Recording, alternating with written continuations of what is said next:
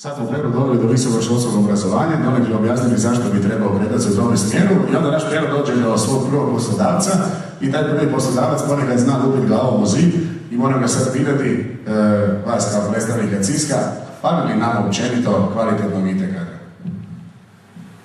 Nedostaje kvalitetnog kadra, međutim ne trebate se bojati, to čak i sa onima koji su eksperti zbog strašnih promjena koje se događaju, gdje će u budućnosti se poistovjećivati usluga interneta u nekakvom gradu sa uslugom struje, vode, plina. Dakle, konstantne promjene uzrokuju da čak i eksperti moraju se prilagođavati i stalno učiti nove tehnologije koje se sve više približavaju nama. Međutim, to je također naš problem i zato pokušavamo to riješiti. Jedan od problema, recimo iz 1997. godine u Americi je kad su škole dobile mrežu i PC-eve, nisu imali novaca ni znanja za održavanje. Tada je Cisco pokrenuo, dakle, ja radim za tvrtku Cisco koja je sinonim za mrežu, ne nužno PC-eve. Cisco je pokrenuo akademiju sa ciljem da se škole, dakle kadar unutar škola osposobi za održavanje i da omogući dodatne prihode kako bi mogao možda i platiti nekakve stručnjake i sve u svemu takva akademija postoji i u Hrvatskoj. Do sad smo odškolovali 4500 polaznika, pri čemu samo ove godine imamo 1400 polaznika i moram naglasiti da je prolaznost izuzetno visoka, reda veličine 80 do 85%, što nas svrstava u ovoj regiji u treću zemlju po prolaznosti. Mislim da su dovoljno kompetentni govornici, tako? Nije vam još dosadno, niko nije pobjegao, ajde, to je dobro. Sad ćemo mi, nakon što je naš Šerok prošao taj mukotrpni put, pokušati nekako prenijeti vam saznanja od poslodavaca nazad na profesore, što bi možda mogli napraviti, popraviti i nekako izaći jedni drugima u susret pa da bude nekakva korist od ovog našeg panela. Sad ću pitati ponovno vas, gospodine Cimet, zanima me, imaju li ti mladi, odnosno naši mladi ljudi koji se žele baviti IT i ICT-em, jesu li oni pobornici, mogu li pratiti svjetske trendove, odnosno što vi kao poslodavac očekujete od jednog studenta koji bi trebao početi sutra raditi kod vas? Primarno očekujem praktična iskustva. Nadalje, bitno mi je također da imaju komunikacijske vještine u smislu da su u mogućnosti prepričati priču onom kome misle prodati ili objasniti nekakav proizvod. I s obzirom na trend vrlo brzog umrežavanja, kojim se ne možemo odupriti jer su ekonomski razlozi iza toga, primjera radi, dakle, očekuje se da će doći do mreže stvari, u kojem ćemo imati umreženo 50 milijardi uređaja, pri čemu, recimo, najbrže rastući sektor su mobilne mreže koje do 2014. rastu 49%. Dakle, u tom kontekstu definitivno svi zajedno moramo učiti. I moram priznati da koliko god ljudi smo mi zaposlili ovdje u Hrvatskoj, sve ljude smo provukli kroz naše školovanje. Ja vas pozivam da mi sad odgovorite, malo u sebi, malo može čak i javno, zašto je najbolje da su poklopci šahtova okruženi?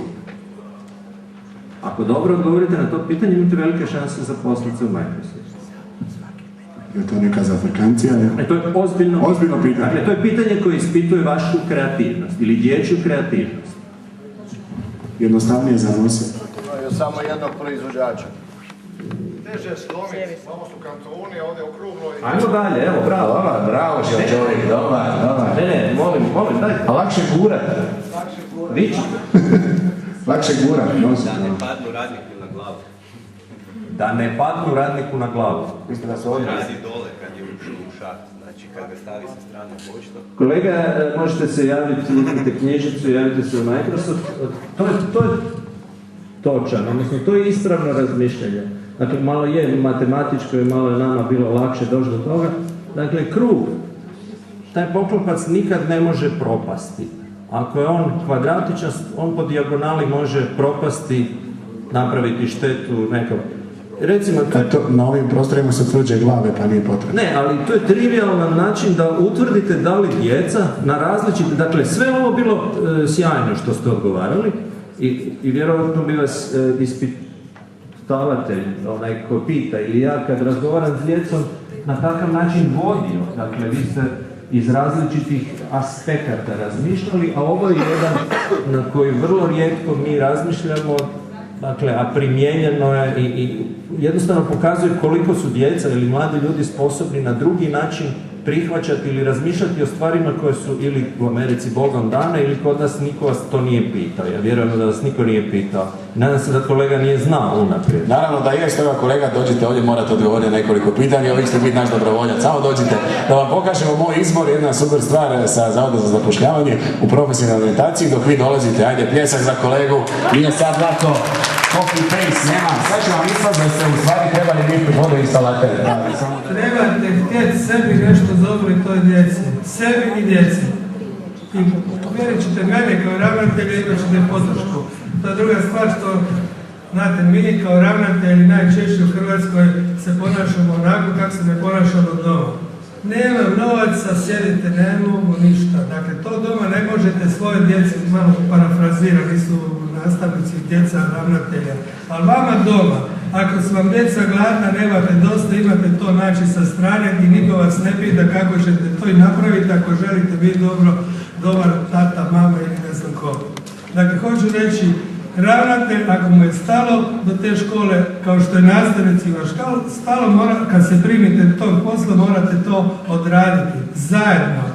Dakle, ne mogu ja kukati, nemam to, ali me se mora uvjeriti da je to vrlo važno i za vas, kao u vašem razvoju, da je to važno za školu, odnosno za djecu. I možete imati. I to većina zna, oni koji su blizu 5. gimnazije. Da bi to ja napravio, ja naravno sada radim nešto što nije u sustavu. Okupljam roditelje, okupljam klub, pravimo klubove prijatelja 5. gimnazije i to sponzori i ostalo i tražimo da se onda ona parola da su nam djeca najvažnija, barem na ovom segmentu, nama koji smo kod te škole. Imamo podršku grada, imamo podršku još nekih i zato smo po prilici s početka. Imamo isti program, imamo kvalitetnu djecu, ne možete mi reći da nemate kvalitetnu djecu. Imate malo nekad odgojenje ili manje, ali to je nebitno. Djeci morate dati šansu da budu uspješni u bilo čemu, kao što je nastavniku morate dati. I mi to pokušavamo dati i to očito sada daje rezultata, do kada vidjet ćemo. Ali mislim da to sad ide u pravom smjeru. Evo, sad su, konačno moraju se osvijestiti i ovi poslodavci da ne počinje sve s fakultetom, nego da to počinje puno ranije. Kao što mi u srednjoj školi znamo da to počinje puno ranije i u osnovnoj školi. I da moramo te ljude držati i uvažavati i zajedno s njima raditi na ovom dalje profesionalnom usavršavanju nas, a usput kod djece. Jasno možete evo dobiti pojašnjenje. Mislim, svi bi volili u uredu raditi. Ovo je sve jedno. Da. Evo vi isto možete se malo predstaviti. Isto vremena. Ajmo sad ajmo ovako pokušati kao ono, atenska demokracija. Znanje i korištenje fizike, ko je za? Jedna profesorica, odlično. Kemija? Da, ne, dobro. Ajmo dalje.